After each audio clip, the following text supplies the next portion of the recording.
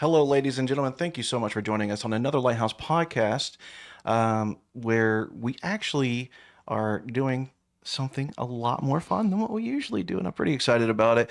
But before we get into that, I'm I just want to reach out and say that during this holiday season, we really hope that you are able to have some time with your family and with your friends and with others that love you and others that you love.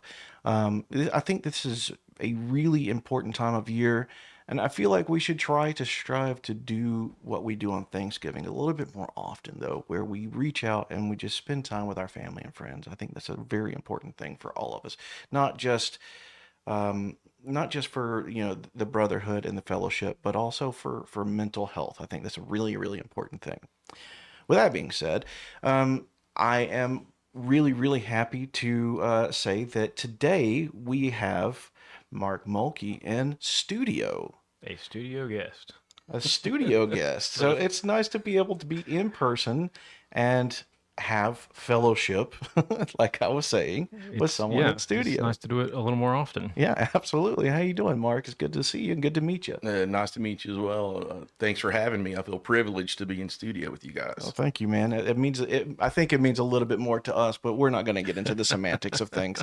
Um, so I have yet to be able to properly get introduced to you.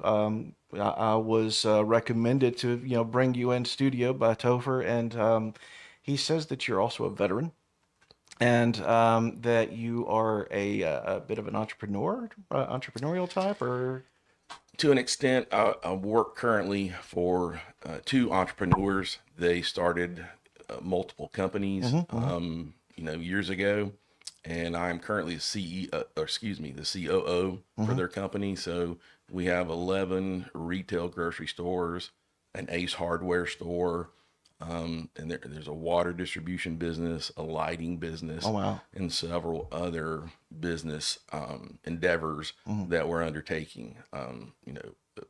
A truck stop oh wow, is going to be under construction. So, just a lot of different avenues and ways to diversify. yeah, That actually sounds like you've got a cool gig. yeah, You're, seriously, you're not doing the same thing every day. No, every day is interesting, and that's what I love about it. No Yeah. day is the same, and I'm a bit of a problem solver. Yeah. So, I love being the person to make the decisions yeah. and realizing that the decisions I make are important and affect, 600 people's lives. Well, of course, Wow. yeah. And a lot of that probably stems from your time in the military, which we will get into that here very Yeah. shortly. Yeah. So why don't we start kind of like we normally do when we have a vet on? What was your life like before military, and kind of what made you want to join the Army? I was born and raised in Liberty, South Carolina. Had kind of a tumultuous childhood. My dad was a Korean War veteran and was an alcoholic. I wish I knew now, or knew then what I know now. All the classic signs of Right. PTSD and those type things. So there was a lot of turmoil, in the home all the time.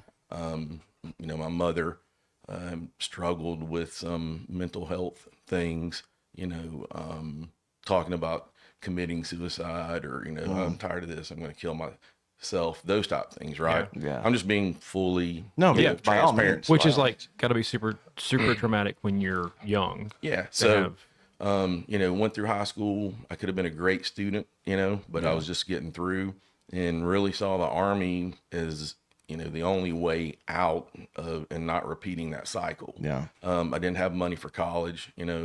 My dad was a barber. So, we were poor, Yeah. right? And in those days, financial aid and those type things weren't as prevalent as they are, in today's world. Right. So I joined the Army for the Army College Fund, and then Okay. to get, out of that environment into Yeah. something new. That's actually a really good thing. And the military does have a lot of really good I'll call them starter options. I don't know if they had any like incentives other than like the educational aspect of things whenever you joined, but whenever I joined, they offered bonuses for joining in different MOSs, and mine was like I want to say mine was ridiculous. It was like $65,000. Wow. Yeah. So, but I also was going into the fuel. So, going into that means that you are literally joining knowing that you are going to be in a rolling bomb. So, yeah, a little bit more incentive for that. I had one of my friends that went through basic training with me. She was actually went in. The same MOS as me, but she actually talked him up to like $80,000. I'm like, gosh, I should have been a little bit more stern on that. With the time, you could have bought a house for that. I know. It's all in negotiations, right? Yeah, that's it. Yeah. That's really what it is. Okay, so what when you went in, what was your original? So when I went in, I joined as a military policeman. I thought I wanted to be a cop. That was my goal, to be a policeman. Yeah. And then I got stuck guarding nuclear weapons. Oh, good. They put me in the personnel reliability program, the PRP program. So I spent my initial active duty years guarding underground bunkers in Hurlong, California. Nice.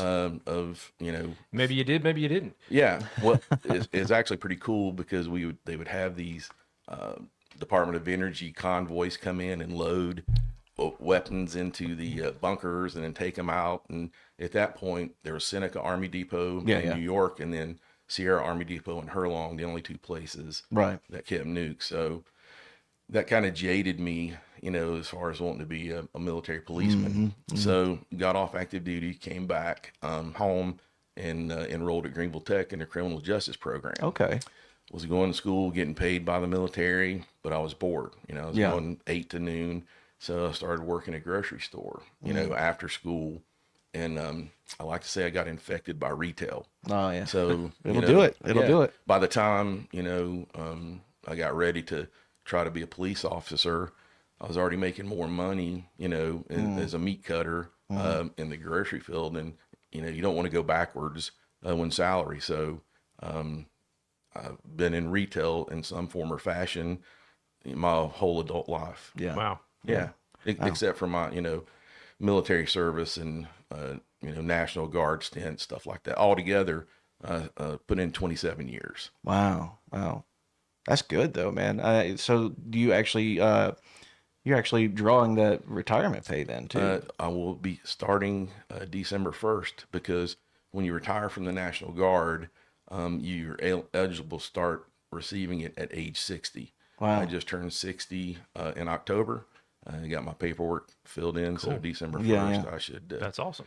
get my first retirement check. Well, Okay, so how many years were you active duty? So from deployments and stuff, about 10 years total active duty. Okay. One of the weirdest or craziest years I spent was on Title 10 at Fort Riley, Kansas, working in the Warrior Transition Battalion okay. for a year as a squad leader. Nice. And, just saw all kinds of things there that, there are some people that really deserve to be there, but there's a lot of malingering as well. So that was kind of a sad part of that. Oh yeah, and of course we got some pictures of.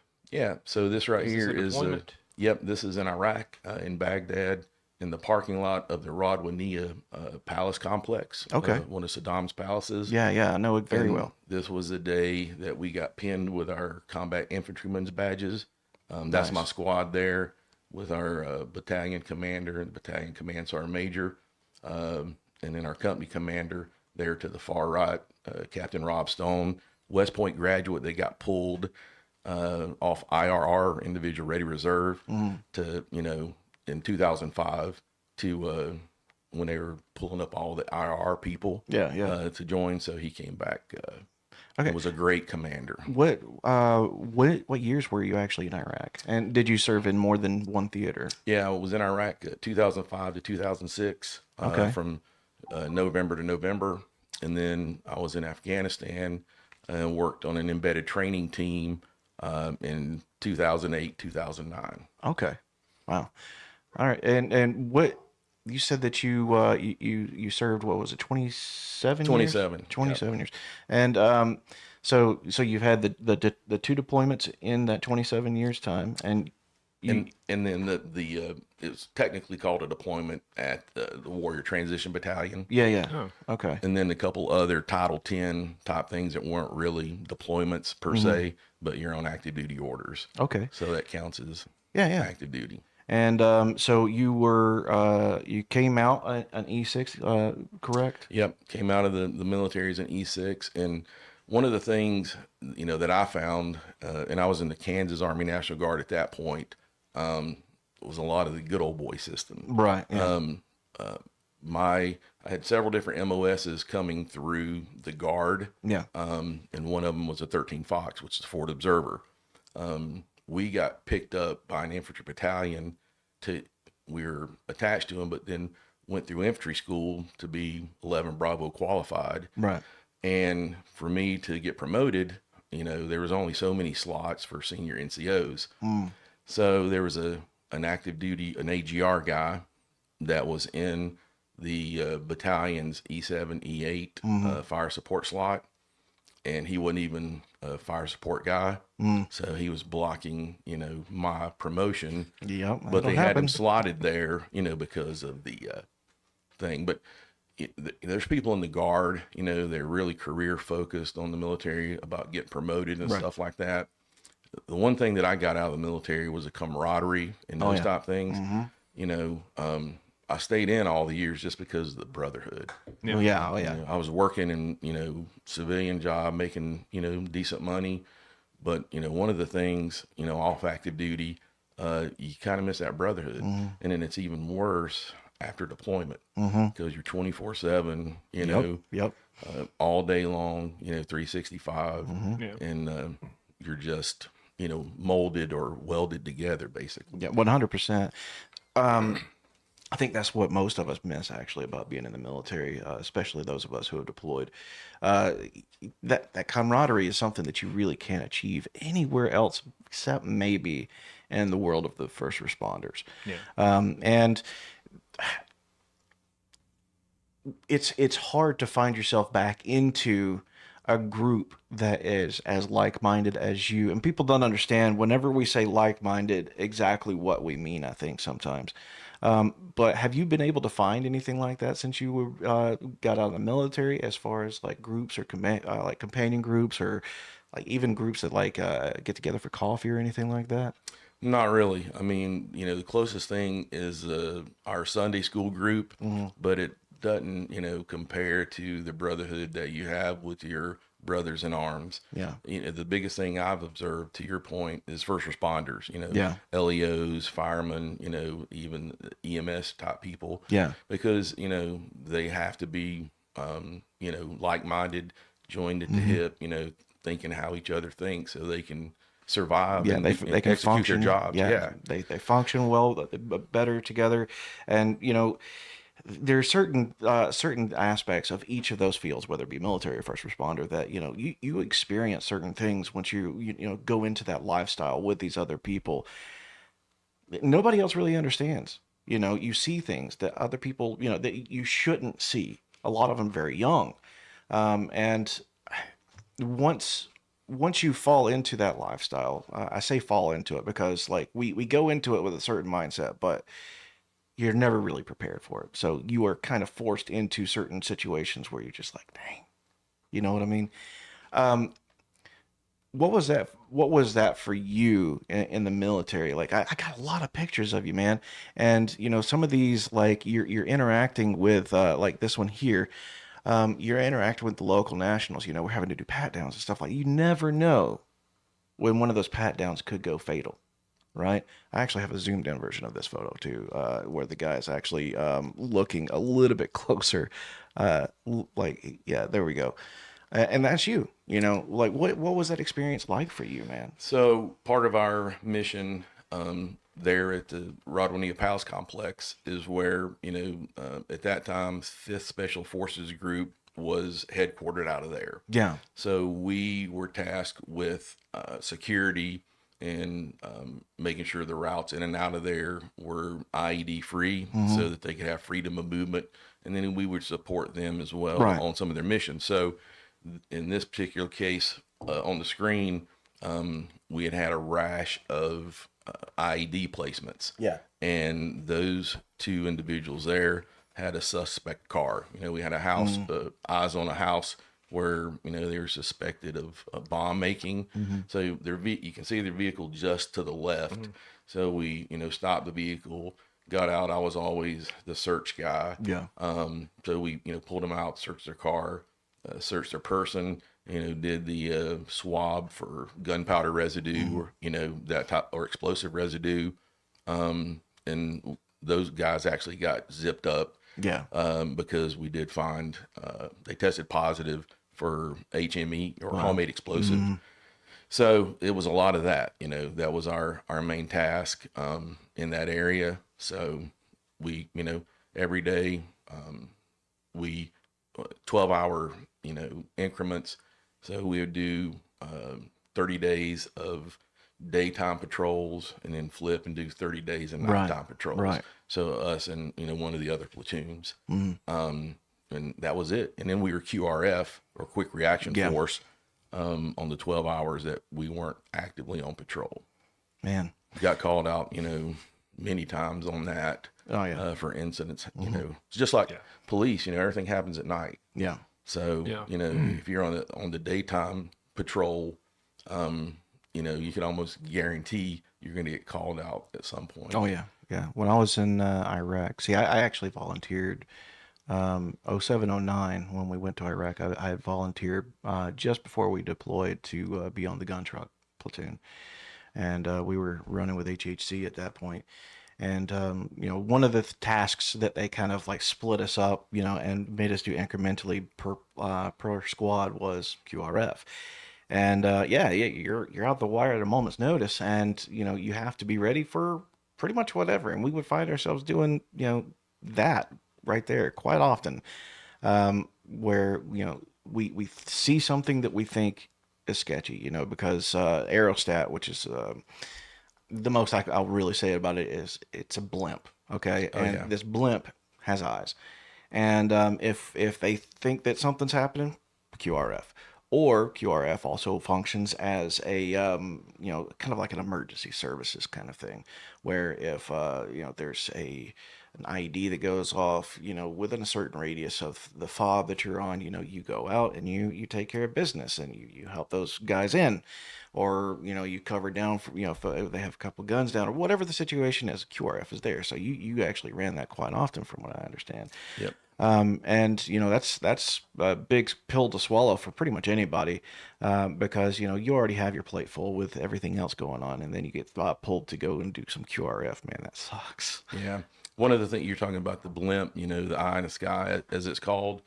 One of the other things, especially in that AO or area of operations, is that the other units going in and out, because it was the route Tampa and Yankees intersection. Yeah. It was that whole area, Macassab, Alpharot, and none of the units were coordinated as far as radio channels, frequencies.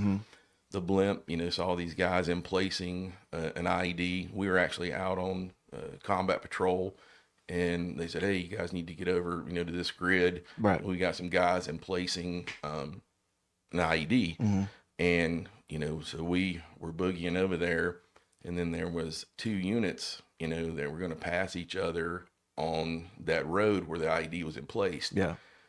They had comms with the one unit, it stopped, but the other unit, coming in toward the base, they weren't on the same frequency. Nobody had contact with them. I know where this is going. Yeah. And then so their lead vehicle hit the IED and blew it to smithereens. And that's just part of in my opinion, the big army, the left hand not knowing what the right hand is doing. And then as far as units, everybody's mission is the most important. Yeah. So there's not a lot of crosstalk between sister units, especially going through different AOs. Yeah. Yeah. So that brings me to kind of one of the things I want to talk about with you, because you've had such an varied and interesting career. but then you got out, but you went National Guard, but then you had a civilian job. So 10 years active, thinking about the skill set you developed in there, how did that help you moving into, oddly enough, a retail field that you've done for so long?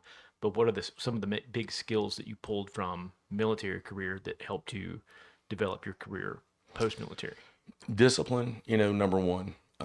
Being organized. The military is what you make it, right? It can be as good as you want it or as bad as you want it. It's all about mindset.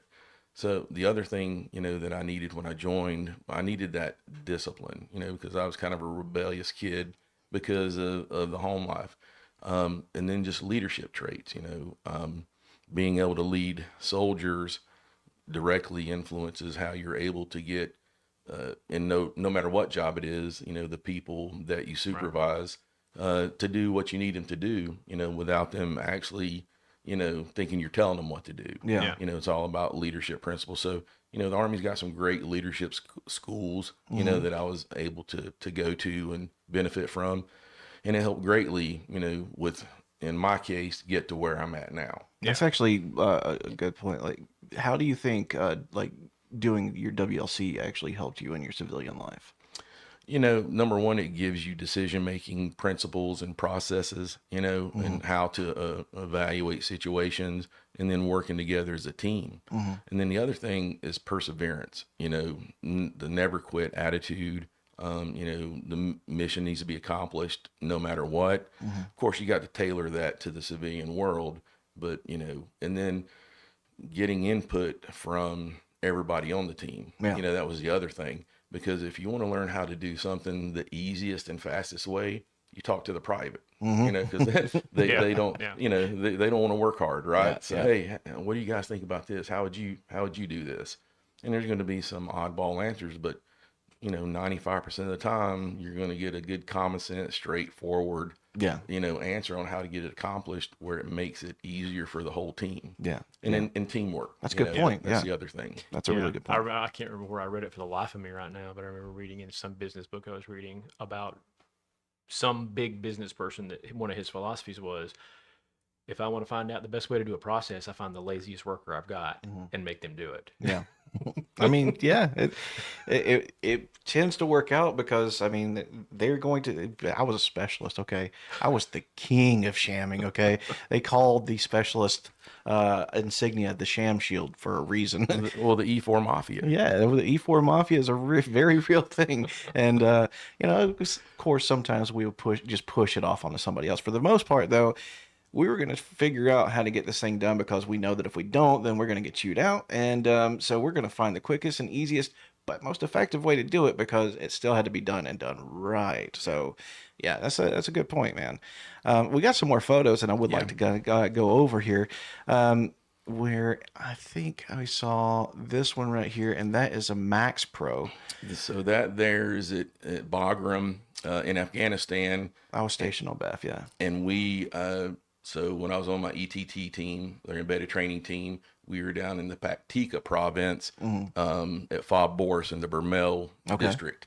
So when I first got there, we had up armored Humvees. Well, they brought in all these Cougars and MRAPs and those type things. So we went to Bagram, turned in our Humvees, went through Cougar Net training, is what they called it. Yeah. So a week of familiarization with the vehicles, and driving on the course. It was all pretty fun. And then, drove those back to our fob down there. But because it was so remote where we were at, we rarely got to use those on missions. It was either, helicopter insert or foot, walking into it. So it was a good week out of the, cauldron, so to speak. He got to sleep in a bed, got 3 hots. So we were living like kings. Oh yeah. We have some more here, which I actually really enjoy those trucks right there. But we also got the MAT visa eventually once we were there. Now that's Afghanistan clearly. As a matter of fact, that's the thumbnail for this video, by the way. I kind of expanded it out though because I'm a Photoshop Genius. If I just say so myself. So if you look at that Genius. village down there, we had just conducted a, early dawn raid on that village. So, we had exfilled up to that point, and we're waiting on a ride out of there. Yeah, that's nice, dude. That's awesome. I got a couple more photos that I'm gonna go over real quick with you because they're interesting. The last one though is one I really want to cover, but I like this one too because this kind of shows a little bit about how we are with even our LTs. Sometimes the butter bars can be a little bit of a pain in the butt, but sometimes, man, they're just really good dudes. Like all of us enjoyed a lot of time. This one looks like you might have been pretty close to. Yeah, so in this picture, if you see those soldiers back over the left, those are Afghan National Army soldiers that we were in charge of training and then taking out on missions in that area. We were in charge of security and we were right on the Pakistan border. So we were, tasked with stopping insurgent crossing and those type of things. So that was a range day where we were shooting RPGs.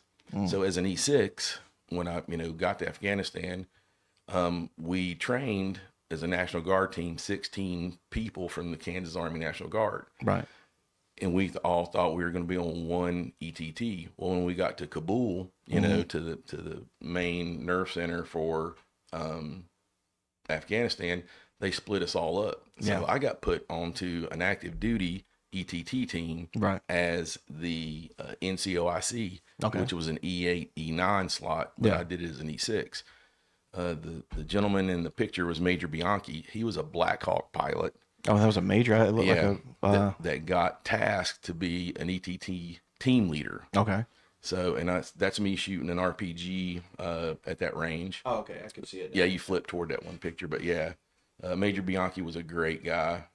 Real common sense, great leader. Great leader. So we had a great working relationship. Yeah, my screen. I don't know if you can see it from over there, but my screen is the pictures are really, really. Oh tiny. It's the size of my phone.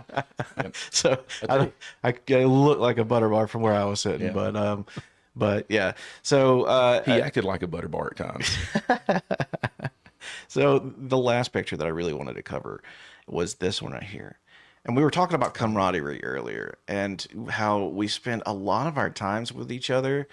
And that includes every Christmas, every Thanksgiving, every birthday, like everything that you do together. And sometimes that's a little disheartening because you're not with your family. But now you're doing it with this adopted family that understands the pain, the suffering, the torment, the blood and the tears. Like I went through some serious relationship issues whenever I was down there, that involved a child of mine. And, these guys, they understand because every one of them just about is going through the same things that you're going through. There's nothing that you can do about it in that moment, but what you can do is you can talk about it with these guys. And then all of a sudden you get put back into the rear, and then you're either PCSing or ETSing. And then now all of a sudden all those guys that were with you through all of these crazy times are now all of a sudden gone. And they don't have any kind of programs really to kind of to lead you back into the world of the civilian. So how was that transition for you? Horrible. Actually, to your point, and just Exactly what we expected you to say. Yeah, exactly. Yeah. So, for instance, if you pull that picture back up, I just want to illustrate a couple things to your point. So, on the far left, the two guys, the guy with the glasses and the short, bald-headed guy in front of him, those were IRR guys that had got called up, so we didn't know them, right? And then in the middle, the Christmas tree, the soldier to the left there, and this is my squad. He committed suicide after we returned home. November 13th was the anniversary of that. And to your point, we got back and then got split up, to the winds. I'm still very close with two of those individuals. We talk weekly, almost text daily. But to your point, you're together, and then 9 days later, after you redeploy from theater, you're at home, you're sitting in your living room. When we rotated back from Afghanistan, our last day on patrol, I was a quarter of an inch from stepping on a landmine that had been placed. Wow. I was going to send those pictures. I didn't. I can show you on my phone afterwards. But literally, we were ripping out, was out on patrol. Something just told me to stop, And I look down, I see this little black speck of, something that wasn't dust, Yeah, dirt. wasn't dirt, yeah. So I squatted down and, looked and barely moved some stuff. And it was a rubber covering of a pressure plate, over a saw blade that was, attached to a piece of board with the detonator running to a 155 artillery round, 3 feet in front of me. Man. So go from there. 4 days later, at Fort Riley, Kansas, and, turn my stuff in. And then day 6, I am sitting on my couch. I mean, it's pretty quick, from a National Guard perspective, because I ripped back with the active duty guys. So they were just trying to flush us through and get us out, right? Yeah. So, you have that experience and realizing what could happen, and then 6 days later, you're sitting on your couch. Yeah. And you're like, how does that happen? National Guard, they have a redeployment, training one weekend, but there's nothing sustaining to help you as you go. Yeah. But, as time goes, at least in my experience, the further away from those events, the issues crept up more and became greater. Yeah. So, you kind of try to fit back or assimilate back to the civilian world, keep yourself busy. So, you just push all that stuff down. But then, it's hard to do though. Like, yeah, you say push that stuff back down, but that's a lot easier said than done. And I think that's where, we kind of like try to implement the ideology of, instead of trying to just pushing that stuff down, instead let it out, because just pushing it down in there is the biggest mistake that I think we make as not just veterans, but as people in general. And that's so dangerous if you do that, and just continue to let it go. What have you done in the time frame since then to kind of let that stuff out, if anything? Well, 2012 was a turning point year for me. In the infantry, there's a lot of bravado. Yeah. And, you suck it up, push it down, deal with it, so on and so forth. I had a VA appointment, and, it was just a regular appointment, but I was having relationship issues, was having nightmares and those type things. And, all the stress of all that, and dealing in, one of the members of my squad, I had 2 commit suicide from Iraq. And then another one got sent home, and he, got killed, but it was because of, some issues that he had and was doing some dangerous things. Anyway, went to the VA and was sitting there, man. And and this lady came and she says, "Are you okay?" She worked there. And man, I just busted out crying, and she could recognize it on my face that, I was struggling internally. So that really started, my transition to try to identify the issues I was having and dealing with.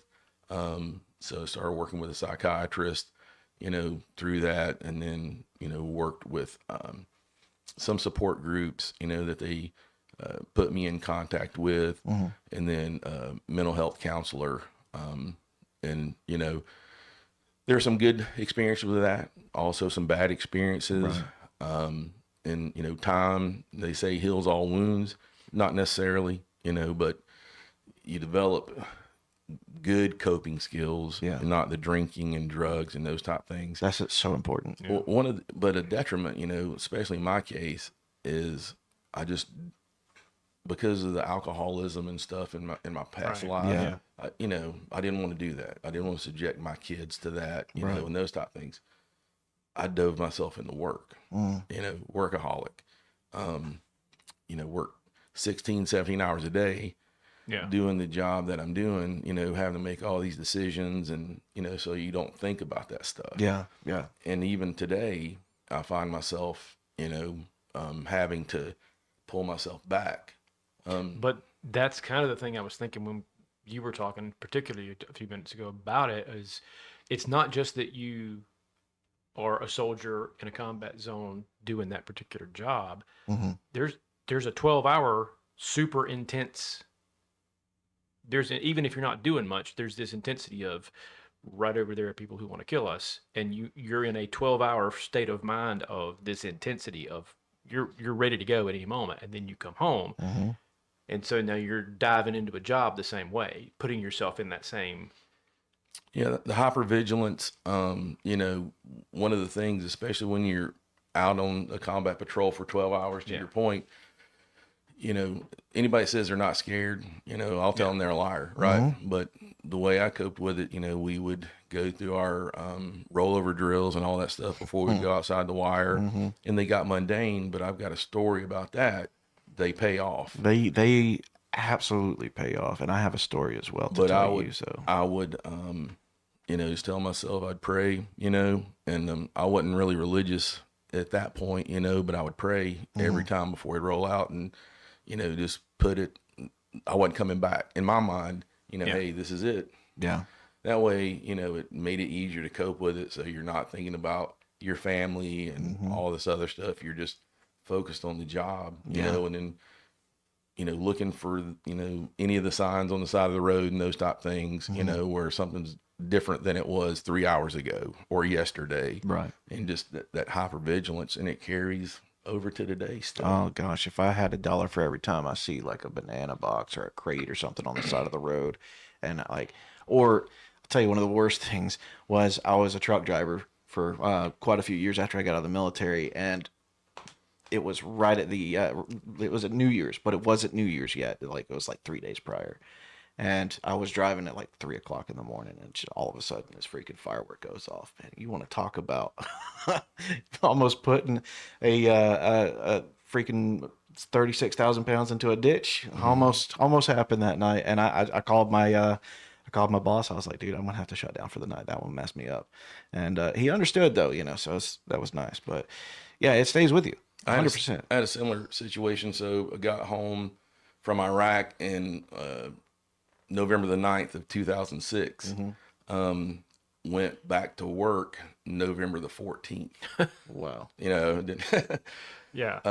Just stay busy. So there was a Christmas function in Kansas City, Missouri, Right. that my company wanted me to go to. So I'd, been around Topeka and those type things. Yeah. But driving into Kansas City in the traffic, the high-rise buildings, I'd never had an anxiety attack before. But, 3 weeks removed from Iraq, being hypervigilant about roadways, I was frozen with fear. I had to pull off of I-35 and sit there, the breathing, it made a call to, somebody to try to help talk me through it. And I'm just surprised that I made it driving without getting in an accident, because I had to force myself to do it. And then driving home, but just something that simple that could affect you that way, and you don't know why, and that's part of the mental health type thing of the things that just pop up out of nowhere that you don't know how to deal with it. I wanted to ask you about, you were talking a little bit about, you talking to like with mental health therapists and stuff like that, without going into any detail, because I don't want to dive into your personal details too much here. But what were some things that, like some exercises and stuff that they would like prescribe you to kind of help lean you back into, a standard mindset, we'll say? A lot of journaling, that was one of the big things that helped me. Breathing exercises when, you'd start to have those feelings or start to feel anxious and those type things.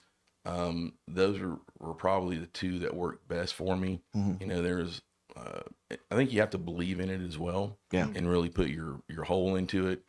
Some of the recommendations they would make, just didn't fit me. Right. So I didn't give them 100%, Yeah. again, that's what you make of it. It's up to you. You're in charge of your, aftercare, so to speak. They can give you the tools, Right. or the prescriptions or whatever but you have to be able to take that and put it into effect. Absolutely. Yeah. The breathing and the journaling, and then I finally found a counselor that understood, that wasn't a civilian. That's so good to have. Yeah, that I could relate to. Yeah. Yeah.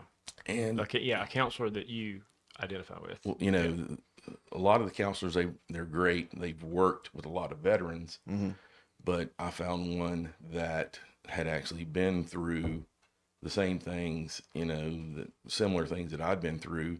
So we were able to connect, and, just being able to talk to somebody that understood. You made the comment earlier about, are you able to find the camaraderie and those type things? No, that you can't talk to people because they don't understand. Yeah. And then some of the, the therapists are good listeners, but I don't think they always understand.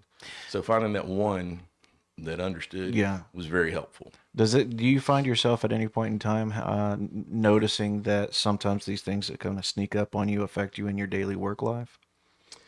Yeah. One of the other things that helped me through counseling and those things is being very self-aware. Yeah. When physically, mentally, when you start to feel kind of weird, then I can employ the breathing exercises, try to figure out what elicited that response that I'm starting to build. Right. And then, trying to stop it at that point. And I've been pretty successful at it, really. That's good, man. 2 years ago, we had started playing pickleball. My wife and I started playing pickleball. We have been trying to, well, for 2 years, we've been trying to get with you guys to play pickleball. So it was hot, man. It was in July, and we were at the pickleball courts. I had to go to the restroom. So, I take a break. I go down to the porta potty. It's 100 degrees. I open the door.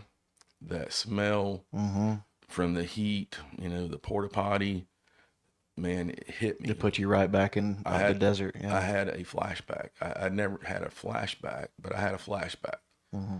And, man, I just busted out crying and stuff because the smells, just took me back to that spot.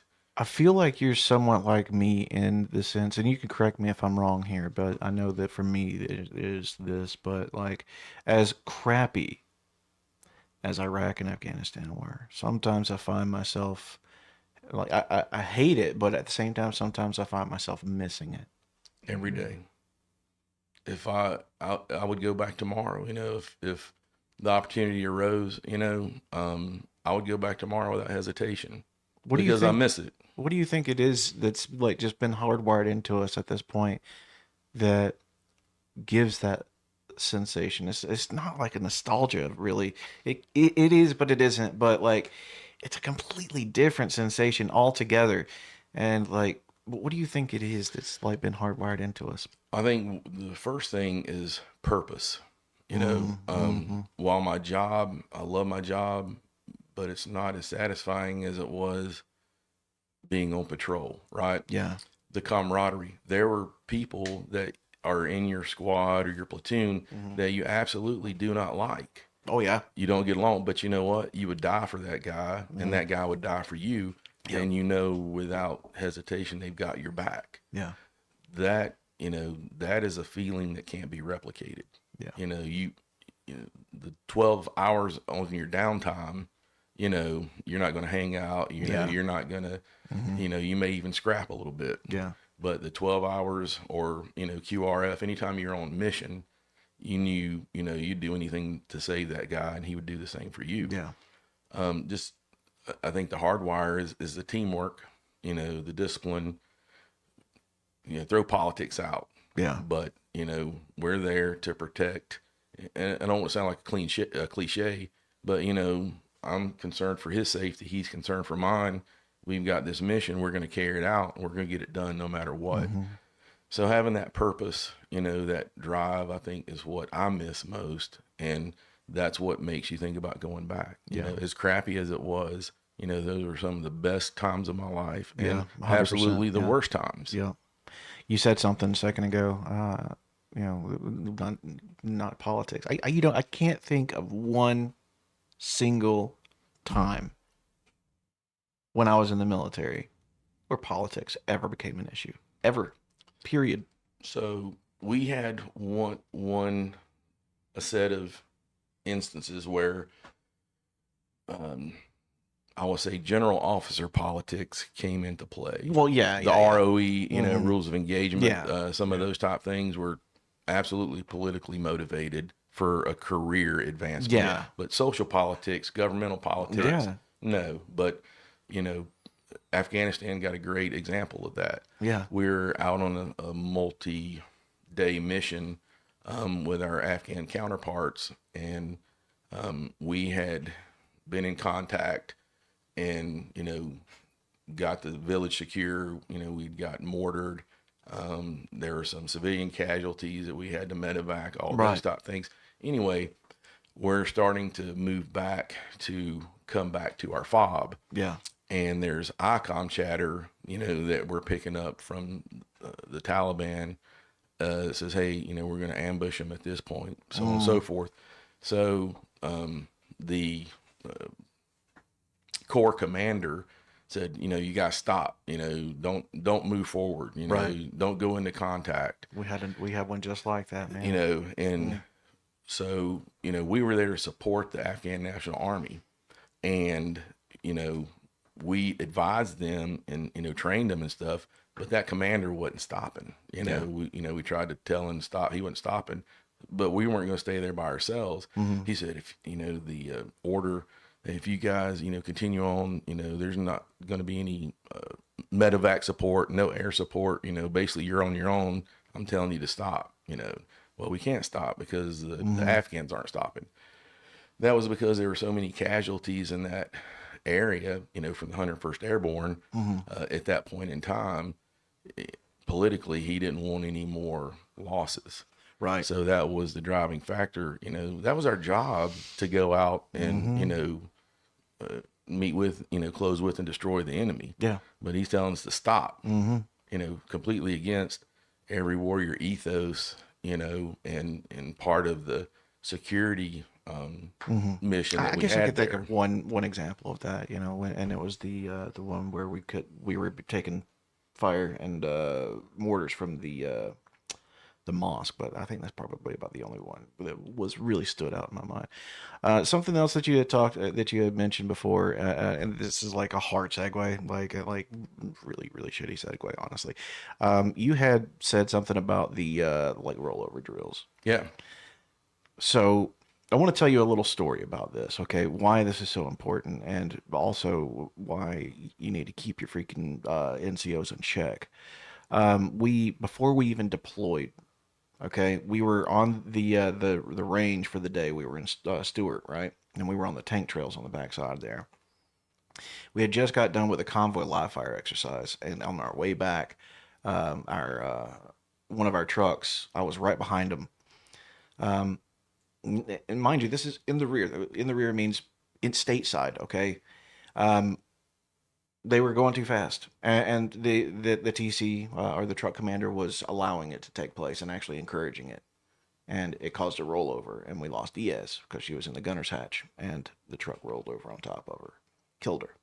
Okay, those exercises are put in place for a reason, and when you don't take them seriously, that can be detrimental, very detrimental. And that whole thing could have been avoided for two things: A, taking those rollover drills a lot more seriously, and B, better leadership qualities, and taking care, like being careful whenever you do things. And I think that's something else that we kind of lack a little bit on the civilian sector. Without a doubt. So my rollover experience in Iraq, we had a platoon leader, and he was Mr. U.S. infantry. What's that? He had all the gadget gear, all that type of stuff.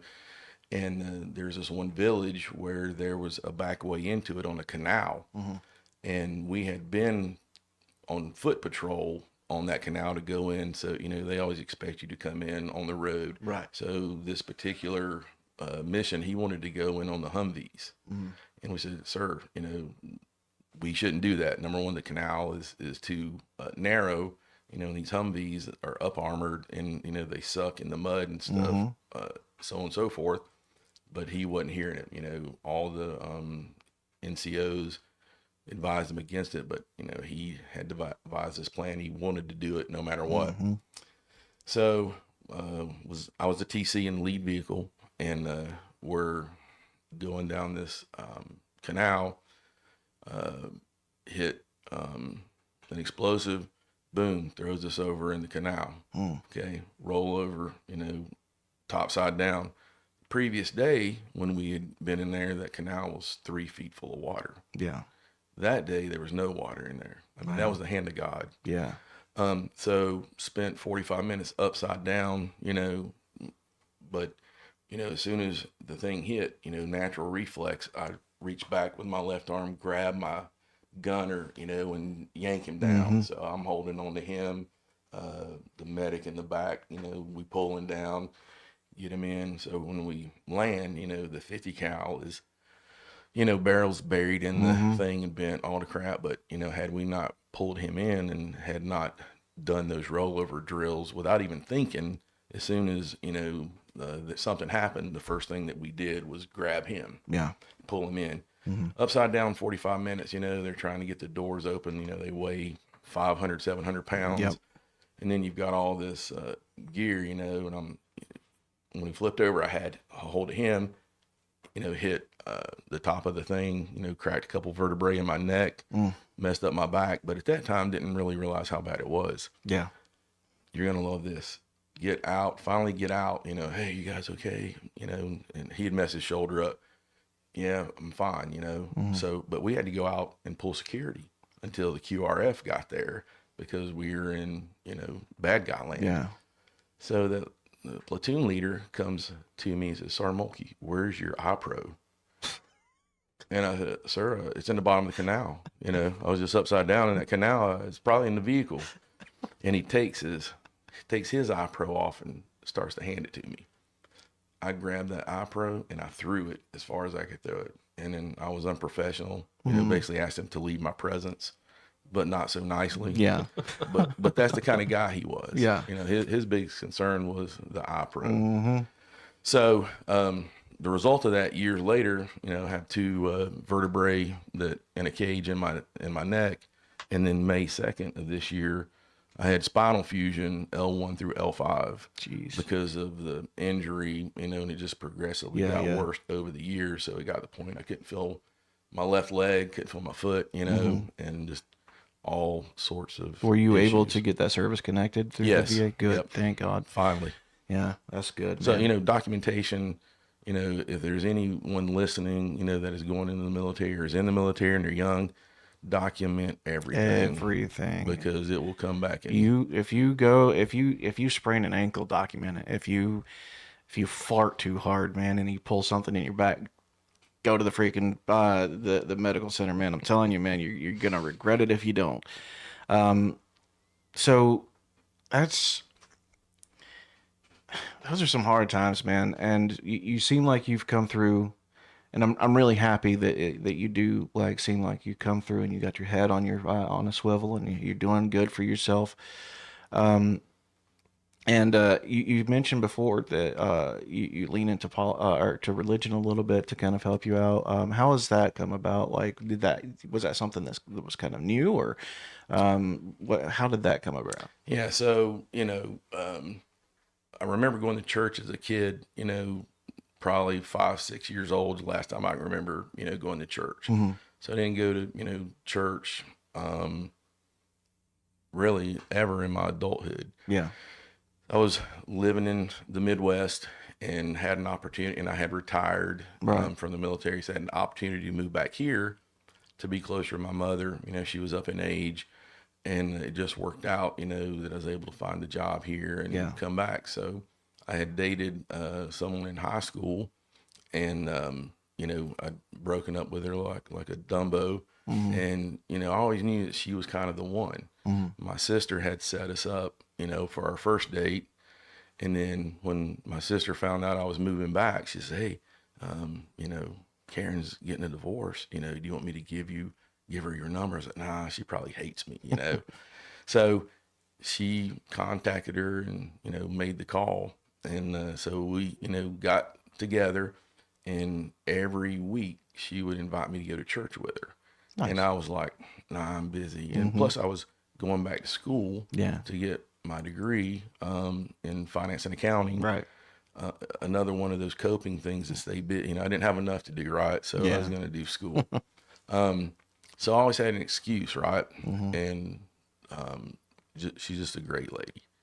And so I finally decided to go to church with her to appease her, So go to church with her, and man, the first service that I went to, the Lord was all over me. I mean, I was sweating, and knuckles on the back of the pew, and just, I knew what was going on, So, I gained my salvation, and got saved. And that was really the turning point in my life. I mean, I was angry. It hadn't always been puppy dogs and butterflies. I mean, I would fly off the handle, man, I cuss like a sailor, talking to people, like I was in the infantry, just that hard charging thing. And, after that transformational moment, with God, and then the influence of her and her loving and caring me, really the first time that I had a real natural relationship, because all my relationships prior to that had been tumultuous because I didn't know how to have a relationship because of the childhood that I grew up in. So, we go to Mount Pisgah Baptist Church in Easley. It's a great church. It's growing. The Lord is working there. Got great support groups. Got great grow groups is what they call. They're Sunday school groups. They have a veteran and LEO grow group as well for like-minded people. That's awesome. That have issues. So being a Christian doesn't solve your problems, Right? Because that's when the problems escalate. It'll give you some new ones. Absolutely. But I think it gives you better coping skills and hope, because the book's written, how the book's going to end. You know what the end of the story is. It's just, letting God be in control and not messing it up with your human, intentions. So that's really,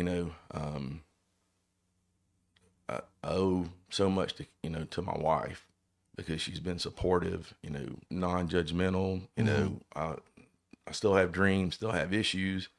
She recognizes them, at night, I'll have issues and be doing things. She'll, put her hand on me to calm me. And so those type things. So she's very in tune with how I'm feeling. And, if I don't want to talk, she doesn't push it, she just, I can't say enough good things about her, how good she's been for me, and just a great support. Well, I'm personally really glad that you have that in your life, man. She sounds like an incredible lady, and it's hard to find that nowadays. It's funny. I was going to say, because if don't get us into this thing about talking how awesome our wives are, because we will literally all be in a fist fight. Oh yeah. Well, none we all have the best wife ever. None of us deserve the ladies that we have. Absolutely. And I couldn't do my job without her. I mean, she wishes I didn't work as much as I did. Yeah. But she supports me. She knows, I guess for lack of a better term, I need it, to help. I'm not completely, healed. I have plenty of struggles.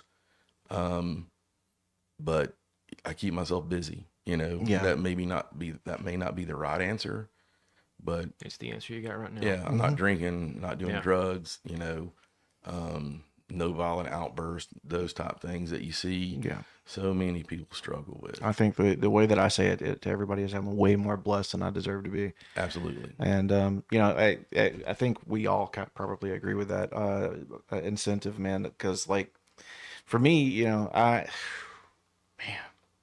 I went through the ringer too, man, and I've been through my fair share of failed relationships, and then right when my life really does a 180 because I find this amazing woman in my life, man.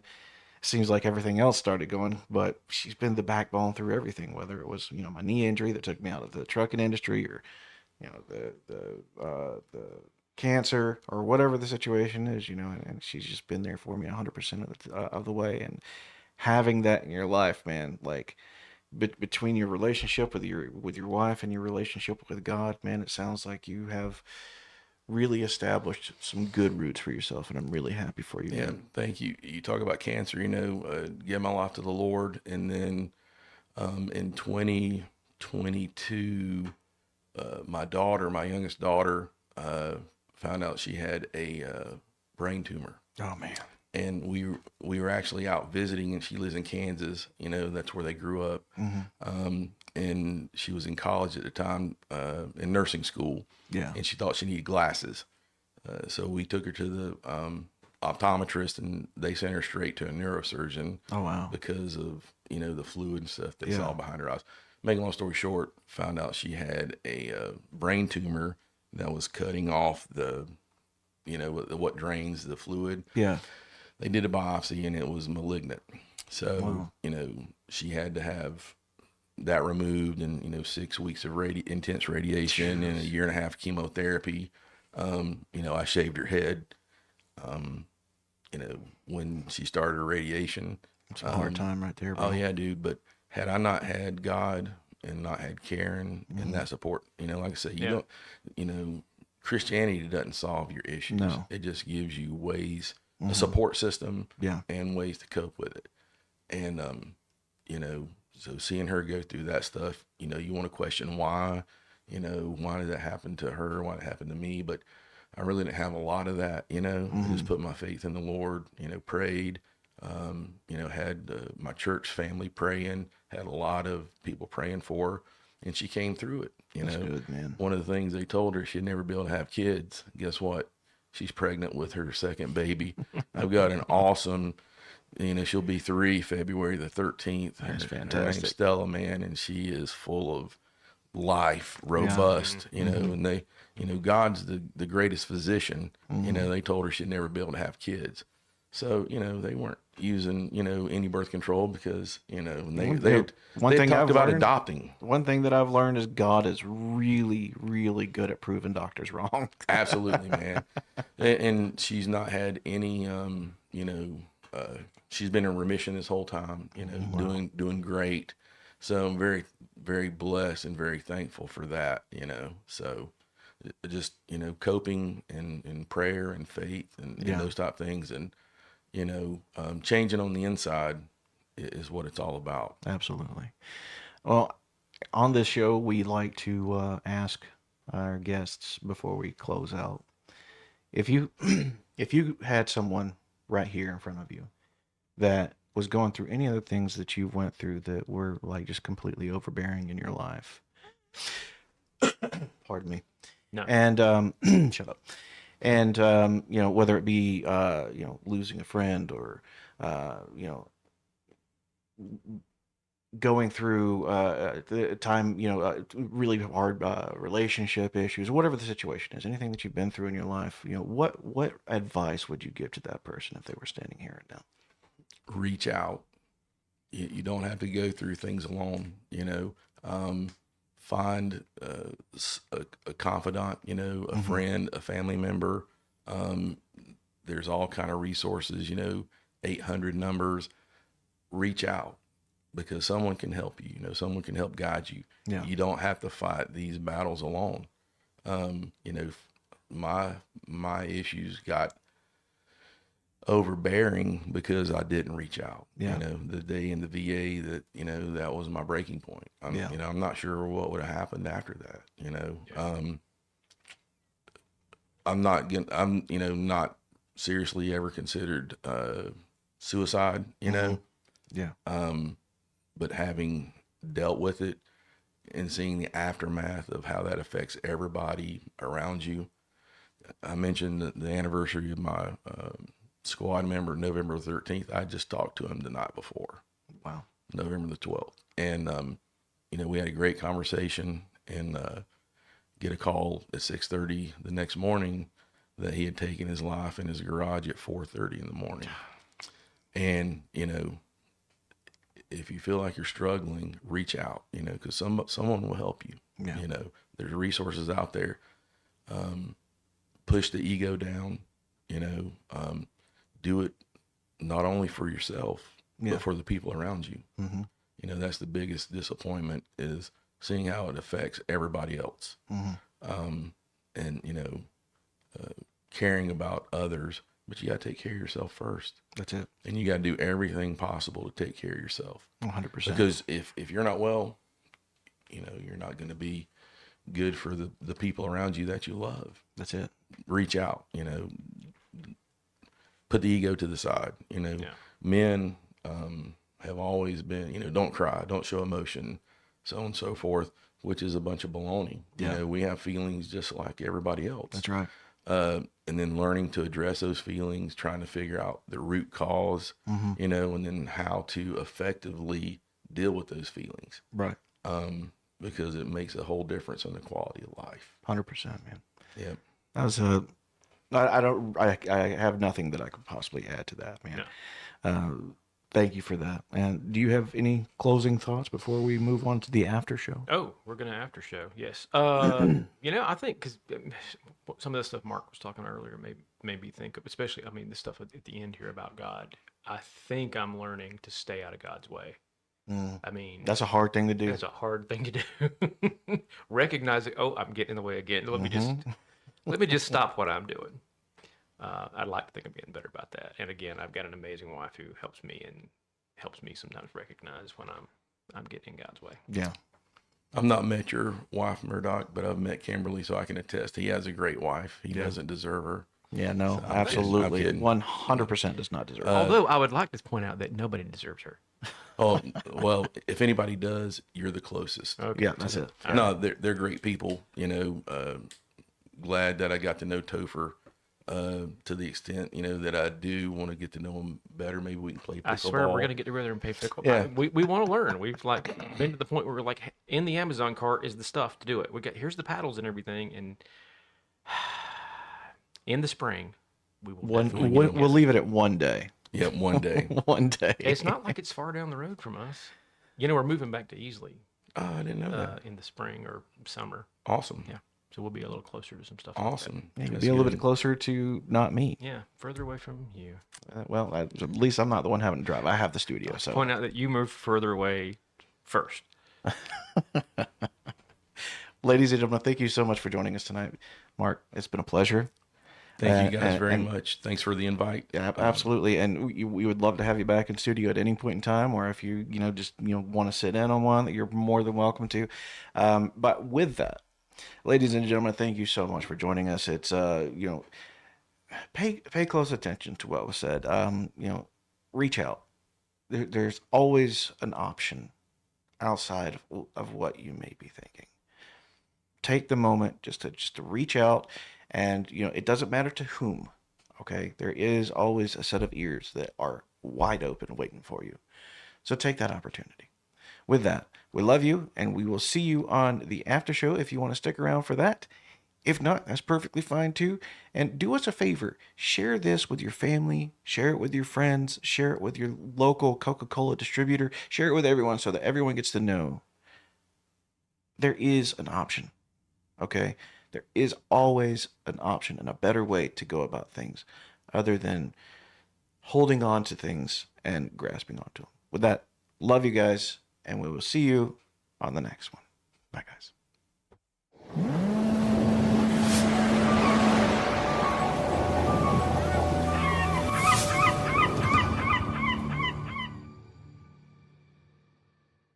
Oh, look, it's the after show. Hi, guys. Welcome back. That was quick. I need to get you pulled up on the screen here. Hold on. So I'm gonna do. Oh, I'm gonna crack a door here. Yeah, that's a good idea. I would appreciate that. Make some racket while I'm at it. BRB. put you down here, my guy. Yes.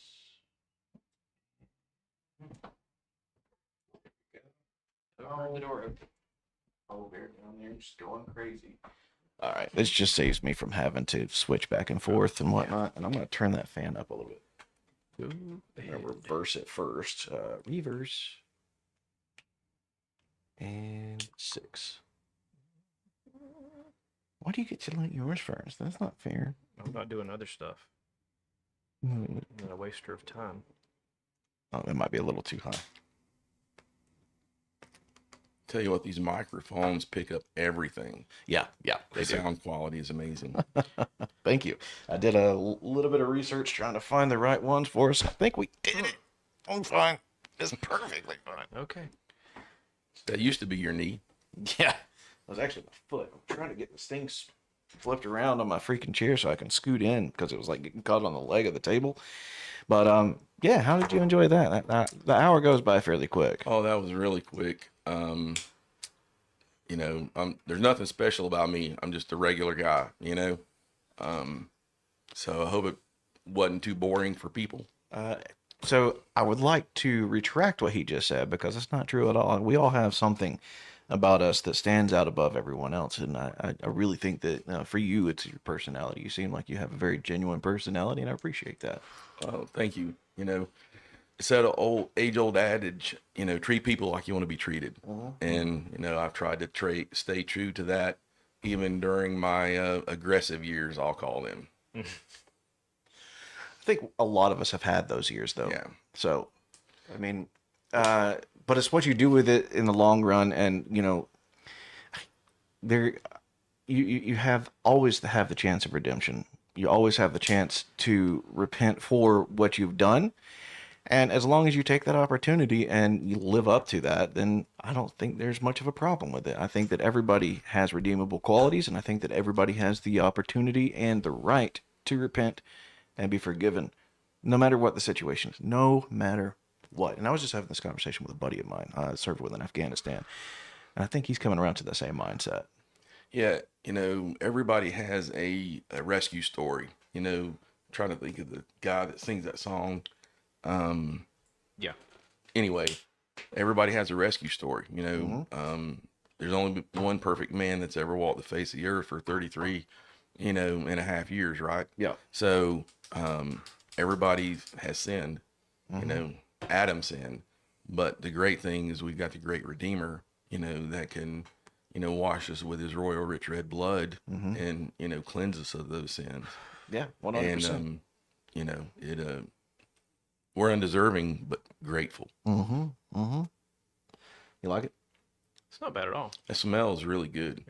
It's a Gurkha. I can't remember this is the Ghost. The Ghost, I yeah. love the Gurkha line, man. It's one of my absolute favorites. The Beauty, if you've never had it. Did you ever come across any Gurkhas when you were in Iraq? No. What I did find though were Cubans. They had a I'm lot of talking those. actual Gurkha soldiers. Oh, thought you were talking about the cigar. No, man. no, I'm sorry. You killing me, Smalls. I apologize.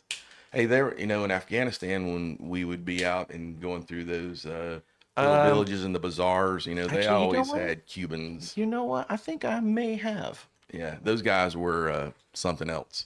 Yeah, they were. If they pull their knife, they have to draw blood. Oh, well, that's good. Yeah. Don't the Sikhs have to do that too? I need to read up on that. Yeah.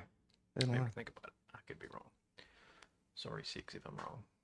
One thing that talking earlier, you know, joining the military right out of high school, I'm really thankful for that, you know, getting out of the cocoon in which I was raised, you know, and having one mindset Right. and then getting to see all the different places Mm-hmm. in, God, I you know, love- the United States and the world Yeah. and different cultures and different people, and really, you know, set the stage for having an open mind. Yeah. You know, when I came back and seeing people, you know, live in the same town that we grew up in and never really went anywhere, you know, and just some of the closed-mindedness of some people, you know, just thankful that I have a much broader view than that. And Oh, yeah. seem like, you know, more accepting of differences. Yeah. What was your favorite place that you visited, by the way? Well, two favorite places. I love Germany. Oh yeah, Okay, Germany was Germany has got great food. Mhm. I don't drink anymore. I drank back in the day, but they had great beer. Yeah. And then I got to do a general staff ride of Normandy, Mm. paid for by the government. So Nice. I got chosen to be one of 10 people in the Kansas Army National Guard to get to go over and tour all the Normandy sites: Utah Beach, Omaha Beach, St. Mary Glees, the American Cemetery, and just, sitting there and seeing all those places, seeing the German machine gun bunkers, seeing the field where, That'd be they really cool. parachuted. Yeah. Man, it was awesome. That would be amazing. I've always wanted to see like the beaches of Normandy, like the setups that they have down there. The memorials. Like, oh my God, that would be so cool to be able to see. Man, standing out there when low tide and seeing really how far that beach is, and then how they had to traverse that, Yeah. and then seeing those machine gun emplacements up there. I mean, it was a fatal funnel, and the wherewithal those guys had to just get out of there and face that. Is a game. Hold on. There's a game that I play, and it's a simulator. Hold on. Let me bring this over here. Okay, so I'm gonna bring it up real quick on this because it's really cool. I think you would appreciate it. I'm just sitting here thinking about how great Band of Brothers was Oh yeah, when we started talking about this. Oh, Man, what a yeah. decent show. I haven't Yeah. watched it in a while. I think it's about time. If you enjoy that stuff, by the way, I need to introduce you to my buddy Keith. I think I that love y'all that would get along. stuff. Watch, I think it was episode 2 Mhm. of the podcast. With it was the interview with Keith Hornick. Okay. You and him would get along really, really well. You and he. What was the name of that game? I have a lot of games. I'm a gamer. But it's not really that important. But But here we are. yeah, well, Ultimate Epic Battle Simulator 2. And basically, what I did is one of the scenarios that you can do is the beach of Normandy, Oh wow. and I set it up to see if there was any way that I can simulate the Americans winning, or losing rather. And can you believe that about 90% of all the sims that I put in, the Americans did lose? Wow. Like, that's a lot. That is a lot. So how in the heck did we pull that off? That's so far beyond me, because like I did it in like I want to say 115, 120 different ways, and 90% of the time we lost. And think about this, the Germans had 3 years to prep for that invasion, really. I mean, and all the building and stuff they did, and then, being able to breach that beach and get behind, and then just start dismantling them, from there. Oh yeah, We just watched very recently Operation Mincemeat. nice. It was on. We watched it on Netflix. We've canceled our Netflix since, but So did I. Yeah, I think all of us are. If you're not familiar with Operation Mincemeat, it was the operation they did before the invasion. Italy, Spain, Morocco. Make up your mind. I think it was Morocco. Anyway, I think they had to.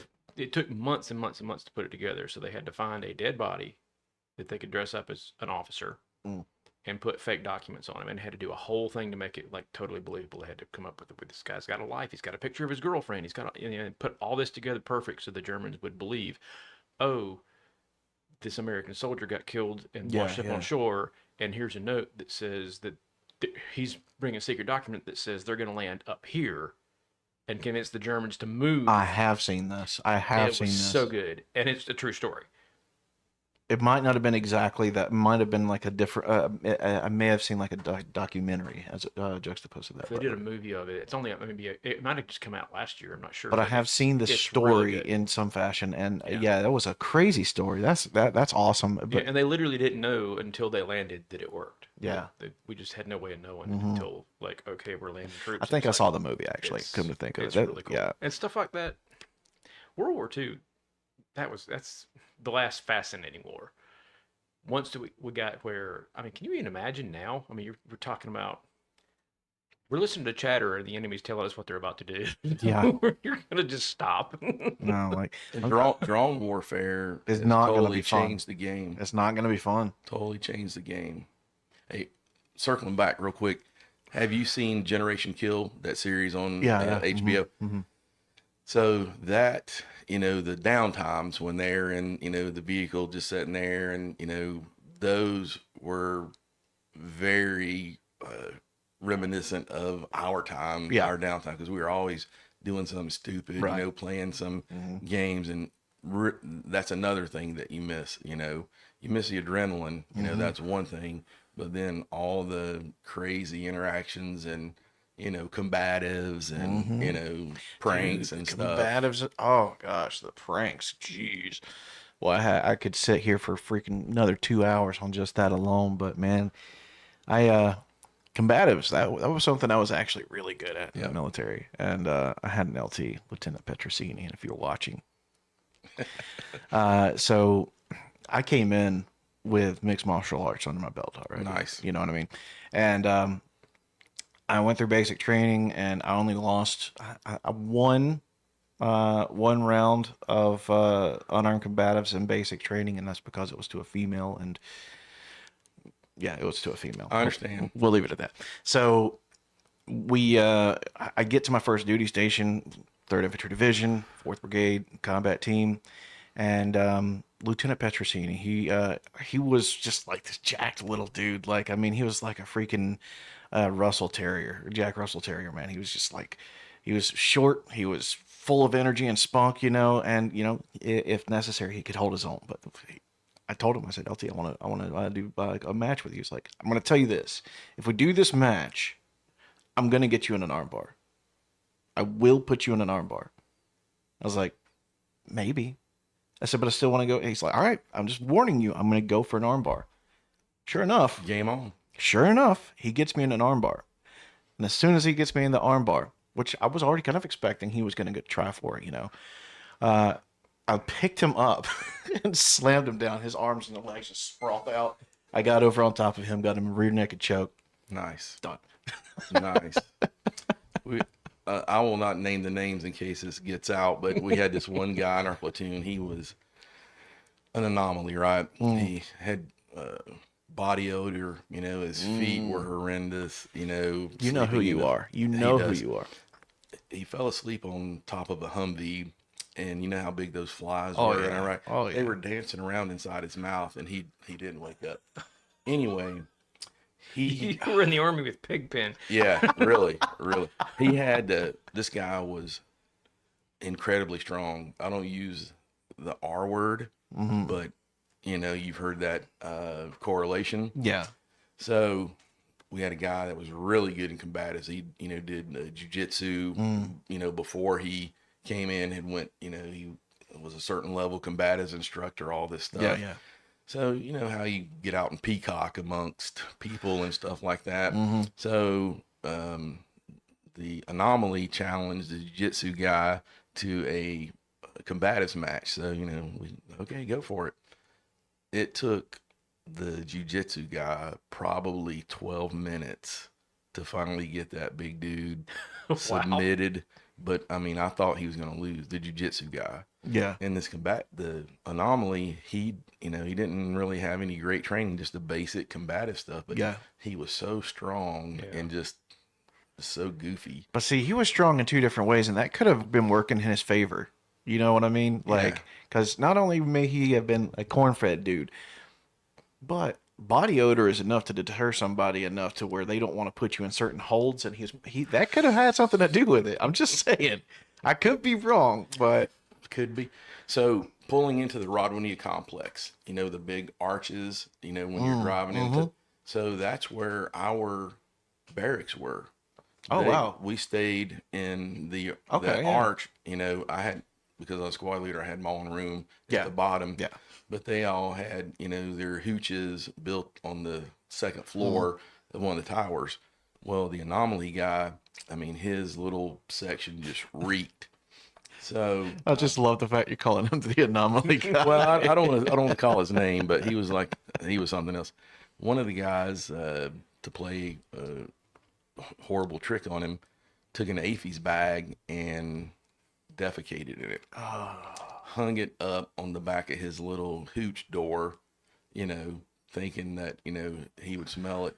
Well, after about 3 days, the smell was so horrific, they were like, dude, don't you smell something in here? So, oh, it might be the protein in my shaker. Well, they showed him, it was just stuff like that constantly, but he was so nasty. It was horrible. Oh, the hazing, man. Oh, gosh. Yeah, it's horrible. Dude, that's crazy, man. We had a, Crazy that that's just normal for somebody. I know. That's we were, normal for somebody. You know what else is normal for us? speaking Using to our microphone. microphones. It's not like we're podcasters or I anything. pulled it back where I have it, so at least I didn't have it way up there. Yeah, but nobody could hear you. Just like, Your microphone's too far away. Your microphone's too close. there's a freaking Charlie Brown's teacher over here. Hey, we were at NTC before we went into the box, prior to rotating over, and we stayed in those big tents, 120 Oh, people. yeah, big old clamshells, yeah. He had his boots off, and there's a horrendous Just smell. thinking about the fact you had to. Oh, Yeah. He looked like he had cottage cheese on his feet, and he got put in the shower a couple times, but By a he- number of people, I would imagine. he just had a It's going to take all of us. there's something But physically. we're going to do this. Yeah, he had some kind No, of people, chemistry that's a weird issue. thing that, like, I have a friend who literally puts deodorant on his feet because he has that big a foot odor problem. And I'm like, I've never, ever, ever. I mean, I'm sure my feet stink when I go to the gym and whatever at the end of the day. I'm sure I don't want to wear socks 2 days, but to know that your feet stink so bad, it's like, I'm going to preemptively put right guard on my feet. That's I wear tough. flip flops, so mine don't. Otherwise, you guys wouldn't have been staying in here with me. I've never heard of anyone putting No. deodorant on their feet. That's a new one. No, I mean, that he knows it and it's just like, I'm going to deal with it this way. It's at least he's not subjecting other people to that, it's crazy. Wow. He's not Oof. Neanderthal.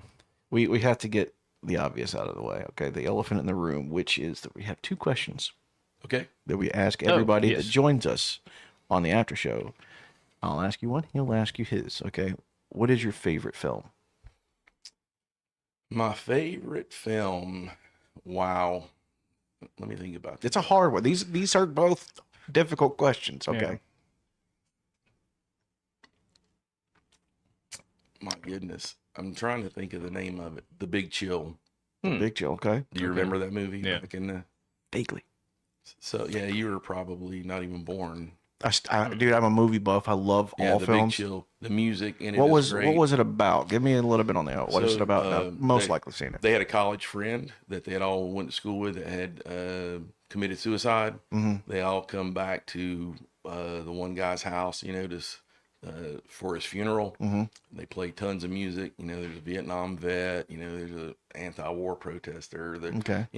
After college, they all went their separate ways, but they come back for that week, and all stand together in the house. And it's just all the individual dynamics of the relationships that they all had. There were a couple of them that had dated when they were in college, and then so they trying to remember who directed that. hooked back up. It's not sounding familiar to me. I've heard the name of it. Yeah. I've heard the name of it. Yeah, it's a classic. I've got a ton of. I'm gonna watch it though. You should. I mean, if you like music, I love music. yeah, it's got some great music in it. Speaking of music, Speaking of music, what is your favorite song? see, I told you they were both difficult questions. When Doves Cry by Prince. I'm a huge Prince guy. I like Prince. I don't think I've ever. I probably Lawrence heard Kasdan was the director. Yeah. Who? There's several famous people. No, yeah, Tom Berenger, Glenn Close, Yeah. Jeff Goldblum. I remember. Jeff That's the Goldblum. first time Yeah, I yeah. remember Jeff Goldblum in. William Hurt, Kevin Kline, like Meg Jeff Tilly, Goldblum. Joe Beth Williams. Yeah, massive cast, monster cast. it. Early Jeff Goldblum was much better than current Jeff Yes. Goldblum. I like him. I like him in everything he does. I think it's because your personalities are pretty much on par with one another. Am I close enough to the microphone? I like all kinds of music, except bluegrass is the only genre that I won't listen to. But What is it about bluegrass that you don't care for? the twanginess or something, I don't know. You like country, I love country. but I you don't like love, bluegrass. Don't Yeah. like the subcategory. I love The subcategory. What are you talking about? That's the mother of country. 38 Not- Special is probably my favorite rock, Southern rock band. Yeah. It I've been depends the on one. it depends on my mood. What kind of mood is what I listen to. So so what you're saying is you have a wide range that you do really enjoy. Do you like any kind of like rap, hip hop, or anything like yeah. that? Yeah. Yeah, Snoop, Dr. Dre, Lil Wayne. I like all Snoop, of them. yeah. Yeah. Okay. That's fair. Sugar Hill Gang. I can rap Rapper's Delight word for word. My wife has a video of it of us on a cruise and Yeah. open mic night. I get up there and I God. rap Rapper's Delight. By the way, my favorite song has actually recently changed because No, I've been really listening to it a little bit more, and once you do a little bit of research on the actual song itself, it means a lot more. Three Little Birds is such a wonderful, like I've always loved the song Bob Marley. I've always loved the song, but Marley's got some really good I stuff. love Marley, man. I like reggae anyway, a lot. I love reggae. But here lately, Three Little Birds and No Woman, No Cry is another really, really good one by him that's always been up there in my favorites. But I think Three Little Birds. I added a fourth favorite recently to my. It's funny, we were talking about. We had our Thanksgiving with Kimber's family last Thursday. Yeah. So they were doing it like tonight or tomorrow, Wednesday. We were doing her family's Wednesday night, and then everybody could go to their other families Right. Thursday for Thanksgiving. Well, this time they said, hey, let's just do it a week up front, and you don't have 2 Thanksgiving meals back to back. Not that I have a problem with that, but apparently somebody did. I really like turkey. Anyway, one of the things we were sitting around the fire with her family, and somebody was like, oh, what's your favorite? We started, I didn't do it, but somebody was like, what's your favorite film? And then somebody else was like, what's your 5 favorite films? Oh, And I was able to crank out 5 pretty quick. could you do it again? Yeah. Well, I mean, it's the director's cut of Kingdom of Heaven Yeah. is my top film, which is just one of the best things ever put to film. I mean, I'm sorry. If you haven't seen the director's cut, you need to watch the director's cut. Last of the Mohicans, Michael Mann. Ah, crap. See, I asked him, could you do it shush. again? He was like, basically, Oh, yeah, sure. of course I can. He was peacocking. Yeah. Actually, because, I mean, so when I was a little kid, Star Wars was my favorite film. Right. And then Empire came out, and I was like, that's actually a better movie. So Star Wars is dead, but Yes, very much so. Empire Strikes Back is a phenomenal film on its own. Yeah. That, I don't know if it's in my top 5, but it's the only Star Wars film that's still, I think is a really, really good movie. I really liked the Oh, one. you know what was a good one? You need to watch this one. The guy, I'm drawing a blank on his name. The guy that was in the first NCIS, William, can't think of his name. Gray-headed dude? So, huh? The No, gray-headed- no. Yeah, the gray hair guy. Yeah. Yeah. He was in a film in the 80s called Manhunter, Okay. and it's the first Hannibal Lecter film. Mm. And Brian Cox plays Hannibal Lecter in it, Okay. and it is so good. What was the name of it? Manhunter. Manhunter. It was the original. They redid it. It's called Red Dragon with Yeah. So Yep. this was the original film of it, and it was called Manhunter. Got you. So there are two. Excuse me. There are 2 movies. If I'm flipping channels, that I will always stop on, no matter where they're at in the movie, and watch them till the end. One, and it would be in my top 5, Shawshank Redemption. Oh, it's a wonderful movie. Love that movie. The second one, A Few Good Men. Oh, another that's really really good. good one. Yeah. But one for me would be The Green Mile. Oh yeah. As much as I can't stand Tom Hanks anymore, The Green Mile why? will always be one. Yeah. Why my butt? Yeah. Hunt for Red October, same thing. Good, If it's on, I'm just okay. Everything else stops. I'm gonna watch this. I watched it. I probably watched that movie 3 times a year at least. Like not too long ago, I came home early from work, and the internet was out. We have an outage. Well, stick in the Blu-ray and it's a comfort movie. Yeah. So it's definitely top 5. It's in the top 5. Okay. Yeah. Favorite Sean Connery film too. Sean Connery has put out some really good ones, but like much like what's that dude's name? Martial artist. Like always had the squinty eyes. And Steven Seagal. Seagal. Mhm. Much like Seagal, a lot of his films I just can't watch. See, he had some bangers, but for the most part, Some I of don't it's think oversaturation, I think. I yeah. don't know. I don't know if there was ever one of his that I didn't like. Which ones? Seagal or No, Seagal. His movies got real dumb after a while. Yeah. Sorry, dude. Don't kill me. Yeah. But no, Sean Connery. I think everything I ever saw him in, I liked pretty I well. did not like The League of Extraordinary Gentlemen. Oh, I thought that was a one. terrible. That was his film. last film too. That was a terrible film. I couldn't stand It's it. fun. It was Dude, a comic book movie. It was. I fall asleep every single time I try to watch it, and I've given it loads of honest tries. I have that theory. I'm very counter a lot of. So there's these guys that are considered to be phenomenal actors, and I grant you they are really good. And there's a couple guys that always jump into my mind when I think about that. I say, oh, this guy's a great actor. Like De Niro is one. De Niro is a great actor. De Niro plays De Niro really, really well. He Yeah. doesn't play anything else. No. If you need De Niro, Mm-mm. you get De Niro. Yeah. You're not asking him. He doesn't have range, in my opinion. Yeah. He plays his character. He's got the one character. We need that. Mm-hmm. You bring him in. He does it. He does it really well. There's a bunch of guys like that to me that are like, oh, this guy's the Yeah. best actor. No, they just play the one part. And if you need that, you get it. What was that guy that played in Anger Management? Which, by the way, is another one of my really favorite ones. Yeah, that's a good one. I'm trying to remember his name. Hold on. Willem Dafoe's got range now. That dude's amazing. Yes. But also, I think he also kind of does fall into that same He category. gets a little bit, but he has more range than some of the other guys. And some of those guys I really like, but they just, like Tommy Lee Jones. Jack Nicholson. Jack yeah. Nicholson is one of those. He's Same during- thing. Tommy yeah. Lee Jones, same way. It's Yeah. if you need Tommy Lee Jones, you just go get him. Don't. Wasn't there like a stint of movies where like back to back to back he was just like a federal agent looking for a convict? Yeah, yeah. Oh no, that's the thing. The thing I did about the early Steven Seagal films. Yeah. It was Yeah. the exact same thing. It's like he's a CIA agent. Oh, this time he's an FBI agent. Oh, this time he's special forces. It's the same script. Is a U.S. Marshal in one? His the family gets FBI, murdered. the CIA, And, yeah. yeah, and he kills everybody. It's the same film.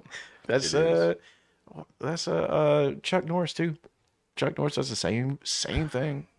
He had like 32 Vietnam movies where like he got like was either a prisoner of war or was helping release prisoner of wars, and then he was a ranger, a Texas Ranger in like most of his. Then he had the series Walker Texas Ranger, like he was a good actor and he had good range. He just stuck to the same things. Sylvester Stallone is another one like that. Yeah. Except for the movie Cobra. Yeah.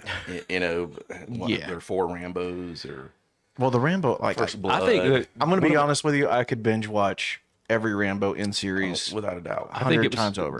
one of my favorite things about the what's the ones that Stallone started doing a few years back. That he got everybody together. Yeah, the Expendables. The Expendables. Yeah. And they kind of had fun with that. Yeah. With Oh, everybody, yeah. you know. Oh yeah. Yeah. That was the I think best part about everybody those had to fun me. with that. Yeah. We're gonna make fun of the fact that we do this thing. Yeah. And who was your favorite character in the Expendables? Be honest. And don't say Mickey Rourke because he's nobody's favorite. Mr. Meatpaws. That dude has the scariest hands ever. he did a couple of earlier, like some of his earlier films were just awesome. Yeah, he did some that early stuff of God, what was it? One of the ones from the 80s is I'm drawing a blank on it. There was one where he was teamed up with the Marlboro Man and Oh, that one. Yeah, that's a great movie. Yeah. Harley Davidson and the Marlboro yeah, Man. that's it. Yeah, That's a great movie. phenomenal film. Love that film. It's high art. Man on Fire, another great flick. Another really Yeah. good one. Yeah. And I think Denzel's got more range. Denzel I is kind of want to put him in the same category with those other guys, but he's got on better his range. own yeah, he's in his own world, man. He that dude can do any film and very well. I don't think I've seen one. By the way, one of my absolute favorite films with Denzel was the one where he was blind. Book of Eli. Book of Eli. Yep. Gosh, that's such a great film. Yeah. That's another one. If it's on, I'm watching it. Yeah, Denzel hasn't made a bad movie probably ever. I don't think so. I don't think so. There was one where he was a crooked cop, and you don't find that out Oh. until the end of the film. Training Day. Training Day. Yeah. That That was was a great movie though. Yeah. Skeet Ulrich was in that one. yeah. Yeah. The one where he's the airline pilot. It was a great. I can't remember the name. Yeah. And then Where he flipped was the a plane over. police captain on some beach town. Yeah. That's probably the. Oh yeah, I forgot about that one. Yeah, that's probably his lowest level movie that I can recall. Yeah. I can't remember the name of it. That's a good one. But I mean, still a good movie. No, I kind of take. I'm gonna walk that back a little bit. That dude's got range. Mhm. Not Daniel Day-Lewis range, but that dude's got range. He said not Daniel Day-Lewis range, but he's got range. All right. I'll tell you what, the guy that doesn't get mentioned in great actors, but is a freaking chameleon is Johnny Depp. Johnny Depp is a chameleon. Yeah, He just disappears into a character. him, and what was his name? No, it wasn't William. Geez, what was his name? He played Bullseye in Daredevil. Oh, Colin Farrell. Colin Farrell. Yeah. Another dude. He's a chameleon. 100% chameleon, man. Great actor. Fun Amazing. fact: I got to meet Johnny Depp in Lawton, Oklahoma. One of his movies that he premiered. I can't remember the name of the movie, but he premiered it at a Lawton, Oklahoma movie theater. Oh, good. Well, Okay. That was weird. oh, last film that I could binge watch 100 times over. I think probably The Pair. I think the first is way better than the second, in my personal opinion. But I'll watch either one of them if I see them on. It's the Boondock Saints. Oh yeah. Willem Dafoe. Yeah, there it is. Yeah. Yeah, talk about range. Platoon, Willem Dafoe. You know, He does. Boondock Yeah, no. Saints. There's actually two of his that I have not seen that I've got to see. One is he did Nosferatu. I've got to see that. I haven't. I don't know how I've not managed to not see it yet. And then Come on, man. You got this. Turn it sideways. There you go. figuring out how to take a picture.